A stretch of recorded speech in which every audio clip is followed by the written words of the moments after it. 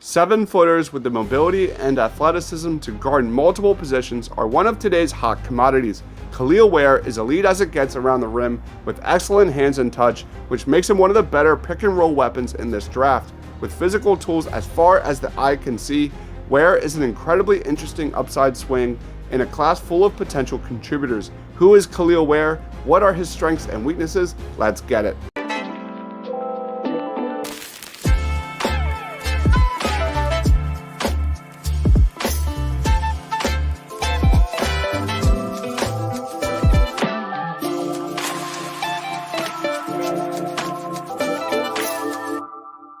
Let's start with strengths. Kel'el Ware is a guy with major offensive upside, keeping the ball high above his head in the paint where it can be difficult to challenge on short finishes, off rolls, or low post-ups. The upside is tantalizing, and I can see an NBA team wanting to optimize his elite tools and athleticism for finishing and rim protection and executing his post shots and spot-up threes with more regularity at the next level.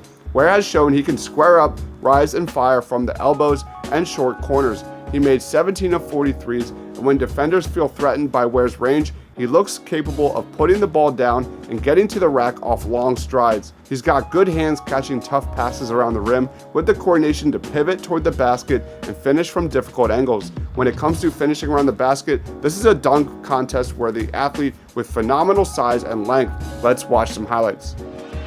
Ware looking for room. On Broom. Wow. So they are really looking for the three early on in the shot clock.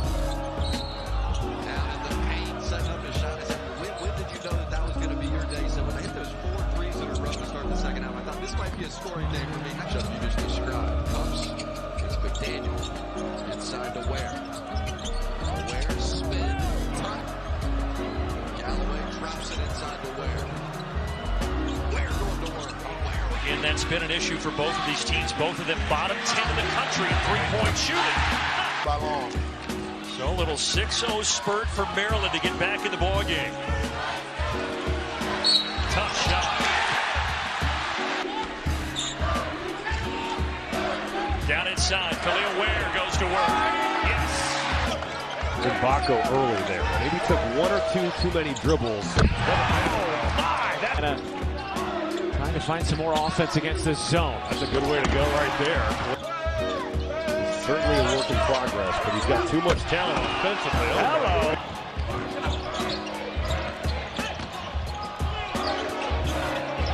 Ware tries a 3. Next up, I like his defensive upside in the pick and roll. Having a reliable pick and roll defender at center is a must-have to play winning basketball at the NBA level. That's an area where Ware can impact teams with his mobility and verticality. At 1.9 blocks per game, Ware shows that he can block shots at the rim. However, that's not what his primary value should be if he wants to be a difference maker for a team. A positive in his profile is that Ware is willing to go over screens more often than not, while the NBA shows a trend of more drop coverage of big men. Another positive is that he always keeps his feet moving while reading the ball handler. The primary values he'll bring are his ability to serve as a weak side defender and his quick second jump. When guarding on the perimeter, Ware will likely be asked to guard against spot-up shooters after several switches have occurred. In this case, his elite 7'7" wingspan gives Ware enough of a buffer to not get too close to the perimeter while still altering shots. Let's watch some highlights. Josh Scobin down to Peterson and off the run. Now there's Xavier Johnson heating the ball up. Ware with the rejection. And on his side, it's going to be a really tough shot to block. Now defending Anderson and then on the free throw line or the 2-point shot. They were going for broke from 3. Oh my goodness. Some big shots last night, but they need their guards to ugly collision that he had on Sunday. If there's some kind of protective padding he's wearing to help. They go down low. It's Julian Reese. Rejected in. Klesmit had that last bucket, final seconds of the first half. 8 to shoot now for Corral. He's got the mismatch against Galloway. And You're not trying to dribble a loose ball. Another block by Ware and taking bad threes. They just can't hit. Good defensive.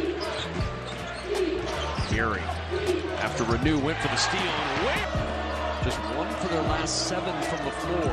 Alec on the dribble. And then we get to areas to improve. In order to maximize his potential, Ware must improve his ability to play against stronger bigs in contact. He has to show he can remain engaged in games when the offense isn't running through him as well. His effort and focus have wavered going back to high school. He'll disappear for an entire half, and his desire to box out and play with physicality is a notable concern, and he's been bullied by players of a comparable size to him. He needs to improve at setting picks, and since he's lean, NBA defenses will often switch against him, but he lacks the moves on the post to take advantage. Let's wrap it up. Ware's height, length, and mobility should be highly effective for shot blocking and pick and roll defenses in the NBA. A best case outcome could result in him improving a team's interior defense while giving it high percentage finishing, self-creation from the post, and occasional extra spacing with his developing range. His combination of skills gives him great potential in the pick and roll at the next level. I could easily see an NBA franchise buying potential in Ware's profile. His physical tools are absolute value risers, with his mobility and verticality being the two positives. However, in terms of intangibles, he's still raw, as he still needs to improve his decision making and footwork via more reps at the next level. What do you guys think about Kel'el Ware and his fit with the Philadelphia 76ers? Let me know down in that comment section below. Thanks for watching.